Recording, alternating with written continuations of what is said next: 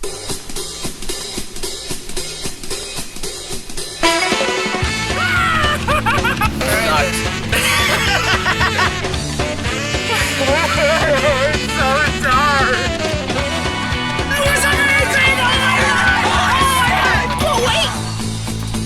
more! I'm back! CGI shit! I rest my case. It was fucking horrible!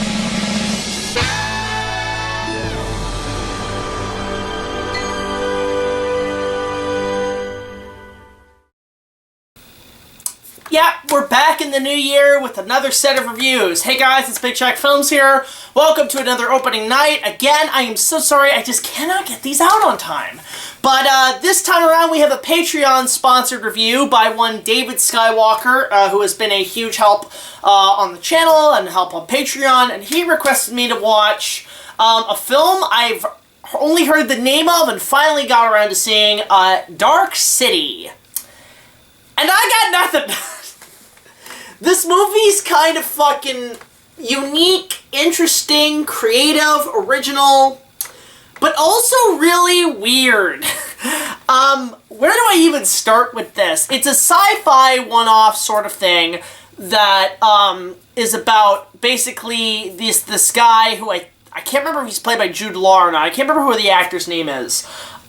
Who's got, like, a girlfriend and everything, and it's, he basically goes through some adjustment bureau shit, where he's trying to get around to certain things, and then there's, like, a detective, played by Kiefer Sutherland, who is also trying to find him, and he might have superpowers, and it might lead to a twist involving some sort of thing about slaving humanity. I don't know. If you've seen The Matrix, you've seen this.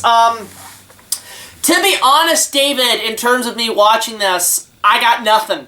I have absolutely fuck all to say about this movie. It's interesting and unique, I'll give it that. It's got interesting production design. I like the aesthetic of it. It's got a bit of a Hellraiser vibe to it with a little bit of Pinhead thrown in, as well as, oh yeah, I forgot.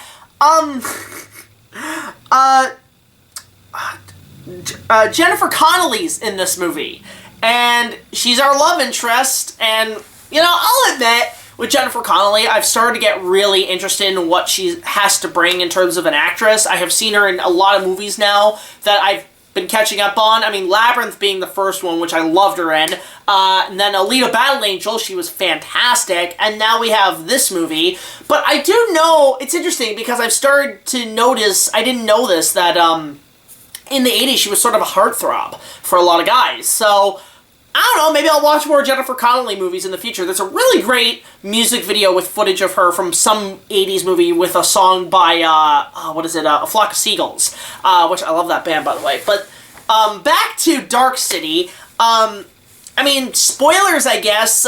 It's got that sort of plot twist where, surprise, surprise, humans are slaves to some all-powerful forces already conquered our way of life. If you've seen The Matrix, you know we're all hiding in these pods. It's like Terminator, where it's like machines. But in this one, aliens!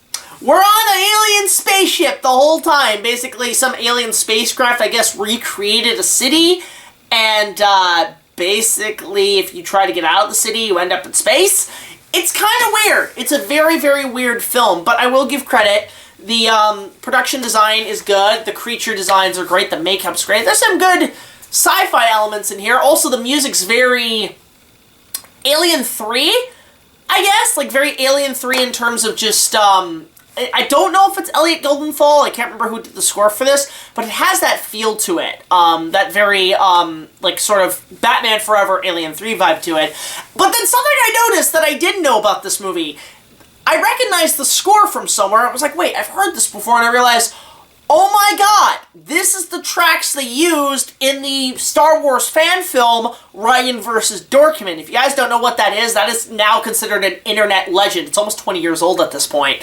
Of just these two guys fighting with lightsabers, and it was one of the first viral things, Star Wars-wise, to hit the internet. And those guys are great. Like, they've actually, over time, actually got to work on the Star Wars movies doing effects and so on. And their lightsaber choreography stuff is amazing. I would highly recommend the Ryan vs. Dorkman team. They're amazing in all their spin-offs and everything. It's its own franchise. I mean, fuck, I could probably review that. The Ryan vs. Dorkman lore, or the Ryan saga, with just all these characters Ryan himself has fought. But yeah, the music was in this movie, Dark City, was utilized in that fight scene, so look that up if you're interested.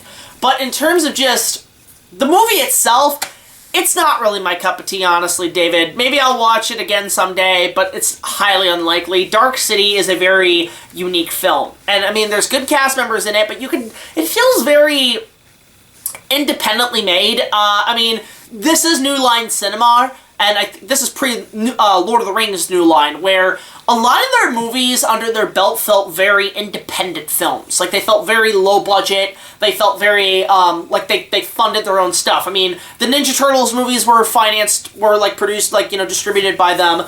I think that Dungeons & Dragons movie, The Mask, was distributed by them, and obviously Austin Powers later on. A lot of small-time independent projects, I guess, start at New Line and then eventually, over time, become franchises for them. Because, you gotta think about this, New Line actually owned a few great franchises in its prime. Like, they're now owned by Warner Brothers. Warner Brothers bought them out. But they owned Nightmare on Elm Street, Austin Powers, and The Lord of the Rings. They did all three of those, and those were probably their most popular IPs, and also The Mask, were those 4 IPs they owned. Now they're owned by Warner Brothers. So I guess Dark City is Warner Brothers now, but regardless, it's sort of like Blade Runner meets Hellraiser is the best way I can describe it. I don't really have much to say in this review, honestly. I think overall, it's okay if you like anything outside of Star Wars, Star Trek, Battlestar Galactica, Blade Runner, Alien, Predator, all these franchise sci-fi stuff. If you want a one-shot sci-fi movie, that's sort of, I guess, a better Battlefield Earth, it's basically this. I don't know.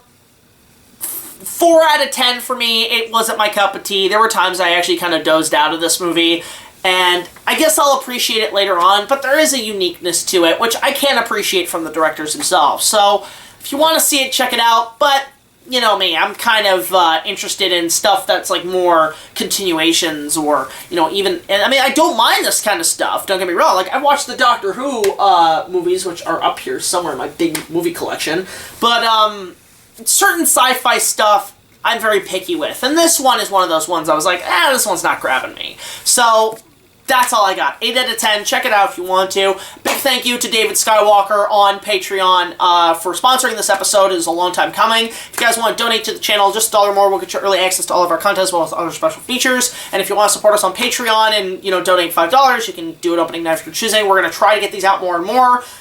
We've just been really trying to get the season finale done. We actually got the last bit of it done today for part 1, so we're going to have it rendered and go through copyright checks and hopefully have it out by the end of the month. But until the next video, guys, like, comment, subscribe. I'll see you guys later. This is BigJackFilms signing off saying, here's to another round of opening nights in 2023, and I'm also probably at some point going to film, I'm going to actually start off doing Inuyasha vlogs for the long-awaited Season 6, which I'm going to finally watch this. So, let's see what happens. Let's see where it goes from here, but I'll see you guys in the next video. Till then, take it easy.